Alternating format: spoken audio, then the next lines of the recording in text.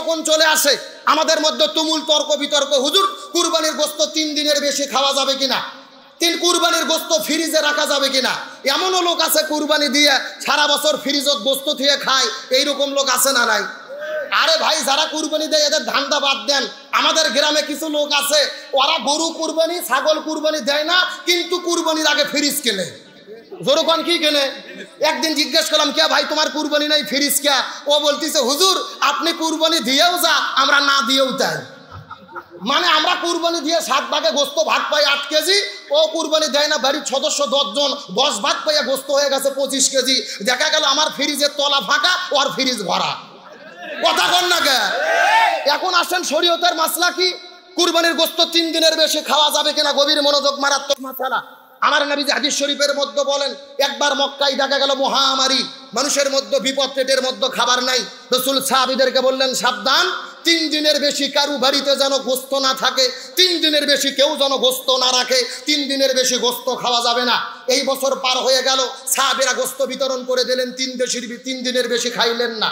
পরের বছর আবার কুরবানি আসলো, লক্ষ্য করে দেখা গেল মহামারী নাই, পরিবার ভালো, এলাকা ভালো, দেশ ভালো। তখন রাসূল সাহাবীদেরকে বললেন, তোমরা কুরবানি দিয়েছো, এখন তোমরা কি করো? কুলু, এখান থেকে খেয়ে ফেলো, এখান থেকে তোমরা তোমাদের ইচ্ছা মতো, তোমাদের সামর্থ্য মতো, তোমাদের মন মতো, তৃপ্তি মতো এখান থেকে তোমরা খাও। তারপর ওয়া আতইমু, তোমরা কিছু বিতরণ করে দাও, ওয়া আদাখিরু, কিছু তোমরা সংরক্ষণ করো। সুবহানাল্লাহ কোন বিধান কয়টা হলো? 1 নম্বর কুলু, খাও, 2 নম্বর ওয়াতিমু, দিয়ে দাও, 3 নম্বর ওয়াদাখিরু, সংরক্ষণ করো। এখান থেকে সাহাবীরা কেউ কেউ পাওয়া যায় হাদিসে গোস্ত রোদে শুকে, তখন তো ফ্রিজ ছিল না, গোস্তর শুটকি করে দীর্ঘদিন পর্যন্ত তারা খেয়েছে। তার মানে বোঝা গেল, দেশত যদি মহামারী না থাকে, গোস্ত 3 ভাগ করে গরিবেরটা গরিবকে দেওয়ার পরে, আত্মস্বজনকে বুঝে দেওয়ার পরে, আপনার ভাগের গোস্ত যদি ফ্রিজত রাখে কিয়ামত পর্যন্ত খান, কোনো সমস্যা নাই।